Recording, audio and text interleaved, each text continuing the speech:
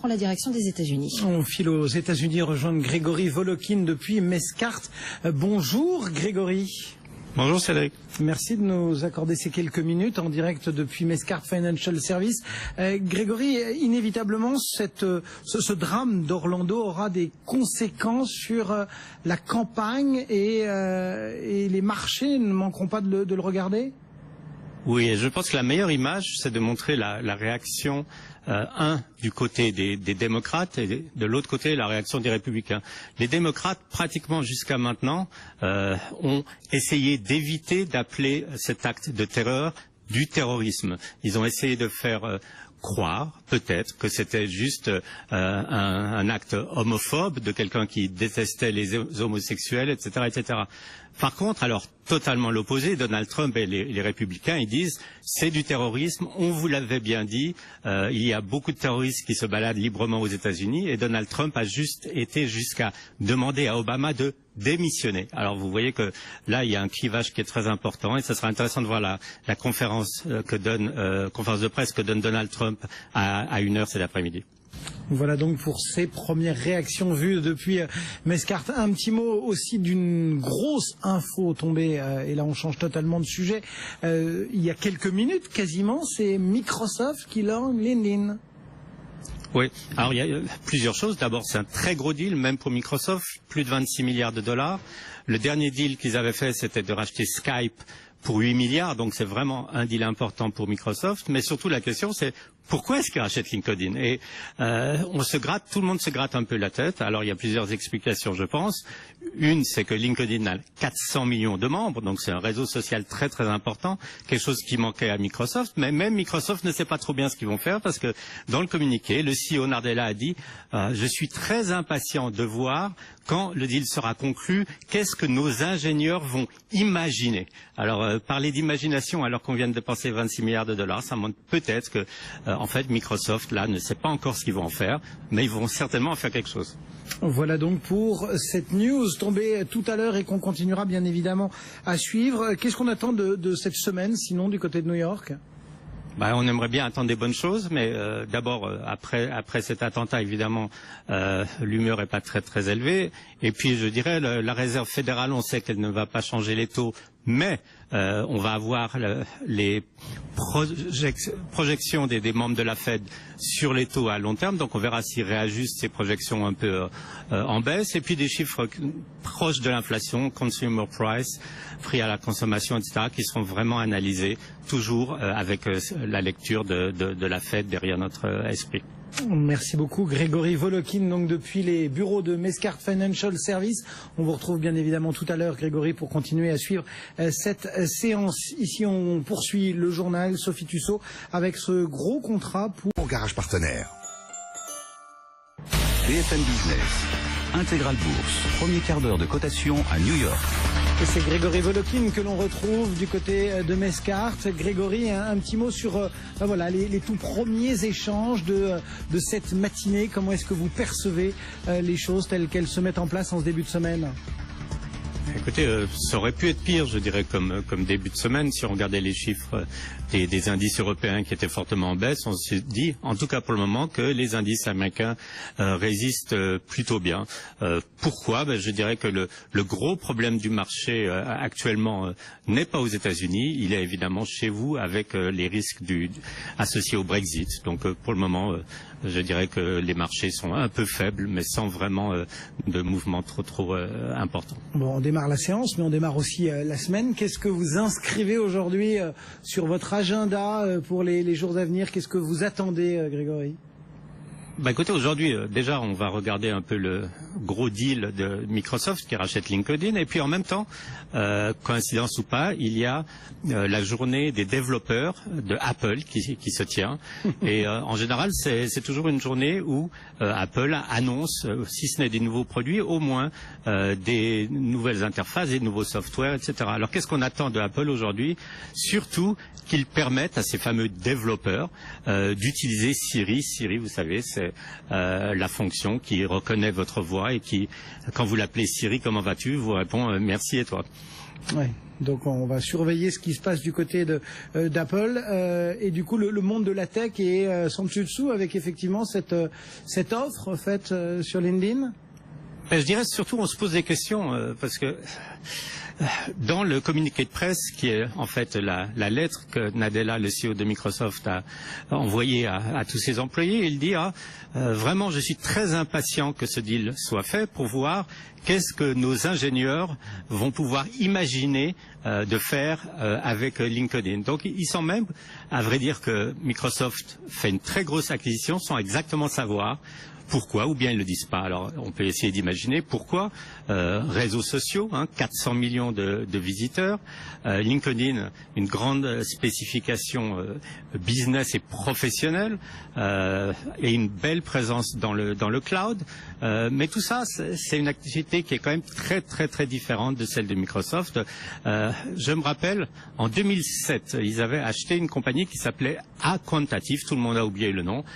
C'était une compagnie qui faisait de la publicité sur Internet, qui n'était pas du tout quelque chose que Microsoft faisait à l'époque. 7 milliards de dollars, ils ont déjà en fait pris 7 milliards de dollars de provisions pour Aquantative. Donc ça veut dire quoi? Ça veut dire que des fois aussi ils font des acquisitions qui ne rapportent rien. Mais là c'est trop tôt pour le dire pour LinkedIn. Ils vont laisser LinkedIn être indépendant dans la galaxie Microsoft. Et toujours à noter, c'est la plus grosse acquisition qu'ait jamais fait Microsoft, plus de 26 milliards de dollars contre une acquisition qu'ils avaient fait il y a quelques années de 8 milliards pour Skype. Bon, c'est pas le seul deal du jour. Il y a également et toujours un petit peu dans ce monde techno, Symantec, c'est ça? Oui, absolument. Alors Symantec, c'est une compagnie extrêmement connue parce que c'était en fait le pionnier de la sécurité sur votre ordinateur. C'était l'antivirus par excellence, Symantec. Le gros problème maintenant, c'est que les virus, ils sont plus sur votre ordinateur. Les virus, si je puis dire, ils se baladent dans le cloud. Donc, pour Symantec, vraiment, ils avaient besoin de trouver un partenaire dont la spécialité est la sécurité dans le cloud, et c'est fait maintenant avec Blue Coat. C'est vraiment la spécialité de cette compagnie. Donc je dirais ça, au contraire, on voit très très bien la logique industrielle, si je puis dire, de cette acquisition. Bon, voilà, ça c'est le chapitre acquisition et deal des toutes dernières heures. Il y a Blackstone également qui lève 5 milliards pour un fonds qui va plagier, c'est ça ce que fait Warren Buffett? Alors, c'est pas vraiment plagier, mais c'est plutôt prendre le style de Warren Buffett. Et quel est le style de Warren Buffett? C'est ce qu'on appelle buy and hold. Ça veut dire quoi? Ça veut dire vous achetez une participation dans une compagnie et vous la gardez 5 ans, 10 ans, 15 ans, 20 ans. Et c'est comme ça qu'il a fait fortune. Et c'est exactement ce que va faire ce fonds. Ce fonds va prendre des grosses participations, puisque c'est un fonds de 5 milliards qui va investir dans 10 compagnies. Mais au lieu de, je dirais, jouer le marché en se disant « Oh là là, formidable, on a gagné 10%, on va les revendre », ce fonds va rester investi au moins 8 ans. Et c'est au bout de 8 ans que les investisseurs vont retrouver leur argent. Mais ce que dit en tout cas la compagnie Blackstone, c'est que après ces 8 ans, ils comptent sur une durée de temps d'environ 12 ans d'avoir des performances très très importantes. Et je dirais, si ils arrivent à être aussi bons que Warren Buffett sur une longue durée, c'est peut-être une très très bonne chose à faire en ce moment. Bon, ça va quand même. Il y a quand même le risque de vouloir répliquer les quelques coups à venir que fera le milliardaire, non? C'est possible. Je dirais pas que ça sera forcément la meilleure chose, parce qu'en fait les derniers coups de Warren Buffett n'étaient pas les meilleurs de sa vie, puisque ça a été prendre une grosse position dans IBM par exemple, et il est perdant. Ça a été acheter une compagnie de chemin de fer, le titre a baissé de 30 à 40%. Mais tout ça, je dirais, ce que ce fonds nous dit, c'est investir, c'est pas seulement penser au lendemain, c'est penser à l'avenir, et que des fois vraiment rester longtemps sur ses positions est peut-être la meilleure des choses à faire. Allez, on termine avec un petit clin d'œil et ce fameux marronnier, c'est ça, le déjeuner, le dîner avec Warren Buffett, justement? Oui, alors je ne sais pas si vous allez sur eBay pour acheter quoi que ce soit, mais sur eBay, il y avait en vente une place à la table de Warren Buffett pour un déjeuner. C'est quelque chose qu'il fait annuellement avec des tas d'investisseurs, donc tout simplement font des enchères. Et là, la personne qui a emporté ces enchères a payé 3,5 millions de dollars pour avoir le plaisir de déjeuner 1h30 avec Warren Buffett, qui, entre parenthèses, n'est pas un grand gastronome, puisque ce qu'il préfère, en gros, c'est le Coca-Cola à la cerise et les hamburgers. Bon, qui paye l'addition? Alors ça, je pense quand même que c'est Warren Buffett. C'est Warren Buffett. Bon. Et on sait quel est le regagnant? Opération, ce rapprochement entre Microsoft qui va racheter le réseau professionnel LinkedIn. Eh oui, ça faisait longtemps que Microsoft n'avait pas fait la une pour un gros rachat, mais alors là on peut dire que c'est un gros rachat, un peu plus de 26 milliards de dollars effectivement, tout en cash. Voilà ce que Microsoft va mettre sur la table pour racheter le réseau social professionnel. Bonsoir Frédéric Simotel. Bonsoir. LinkedIn, on connaît la marque, on connaît réseau, on connaît moins la société, pourtant on parle du premier réseau social d'entreprise, Frédéric. Oui, c'est vrai qu'aujourd'hui, avoir un compte LinkedIn, ça fait partie de la panoplie de tous les salariés en entreprise. Nous sommes dans un réseau professionnel, dans un réseau social professionnel. On renseigne son profil, son parcours, les projets sur lesquels on travaille. On s'en sert surtout pour chercher de nouvelles compétences, pour recruter ou se faire recruter. Et puis on peut aussi envoyer à son réseau des articles, des documents que l'on veut partager. Et ça marche plutôt bien puisque LinkedIn a été lancé en 2003 seulement par des anciens de PayPal. Aujourd'hui 433 millions de membres, dont 10 millions en France, 25% vraiment actifs, c'est environ 110 millions vraiment actifs. 9200 collaborateurs, 3 milliards de dollars de chiffre d'affaires. Au capital, les membres fondateurs, mais aussi pas mal de fonds d'investissement et notamment aussi la société SAP. C'est une société qui est bénéficiaire depuis 2006, donc intéressante, et qui a ses revenus surtout grâce au recrutement, qui font 80% de ses revenus. Donc on va voir ce que Microsoft veut en faire. En tout cas, il gagne une communauté, puis surtout Microsoft est bien ancré dans ses positions dans l'entreprise et a un peu peur de voir arriver ses Facebook, ses Google, et donc là, avec LinkedIn, un nouvel atout face aux entreprises. Merci beaucoup Frédéric. 433 millions, c'est plus que Twitter, Frédéric, je crois, d'utilisateurs. Oui, c'est beaucoup. 433, effectivement, LinkedIn est 9 ans. Alors, question qu'on posait tout à l'heure, par ailleurs, dans Intégral Bourse, toute logique finalement, qu'est-ce que Microsoft va faire de LinkedIn? Eh bien, écoutez ce que nous disait Grégory Volokin tout à l'heure sur BFM Business. En fait, quand on lit le communiqué de presse de Microsoft, on a l'impression que lui-même ne sait pas vraiment ce qu'il veut faire de LinkedIn. Écoutez, Grégory Volokin qui était avec nous tout à l'heure dans Intégral Bourse. Un très gros deal, même pour Microsoft, plus de 26 milliards de dollars.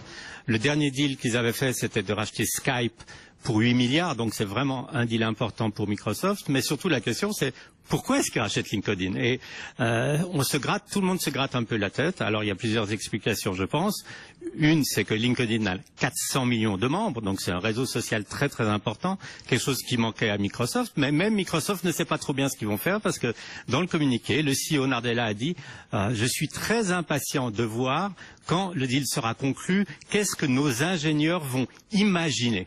Alors, parler d'imagination alors qu'on vient de dépenser 26 milliards de dollars, ça montre peut-être que, en fait, Microsoft, là, ne sait pas encore ce qu'ils vont en faire, mais ils vont certainement en faire quelque chose. Oh, ils vont trouver Grégory Volokin tout à l'heure dans Intégral Bourse, et puis dans 5 minutes, on reviendra sur l'autre réseau social qu'on connaît plus en France, c'est Viadeo, bien sûr, on en reparle dans 5 minutes. Avec vous, Delphine Sabatier. Allez, on poursuit pour l'instant, il est 18h06. Dans l'actualité aussi.